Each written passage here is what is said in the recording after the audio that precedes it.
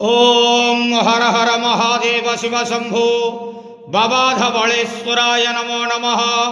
दीपं यदि परम ब्रह्म दीपं यदि जनार्दनः दीपहरतु मे पाप पूजा दीप नमस्तुते। बाबा धवलेश्वर महाप्रभु संसार सुखी रखंतो। आज शुभ गुरुवार रे समस्त श्रद्धालु भक्त मानक आशीर्वाद करंतु। समस्त श्रद्धालु भक्त मानकर मनस्कामना पूर्ण करंतु। कर्म क्षेत्र उन्नति करंतु। ग्रहरिष्टमान खंडन करंतु। जगतर मंगल करंतु। विश्वर कल्याण करंतु। आपणकर नाम प्रकाश करंतु। समस्त गुआवसा भक्त मानकर मनस्कामना पूर्ण करंतु। हे बाबा धवलेश्वराय नमो नमः। संसार सुखी रखंतु आनंद गवार हरि बोलो।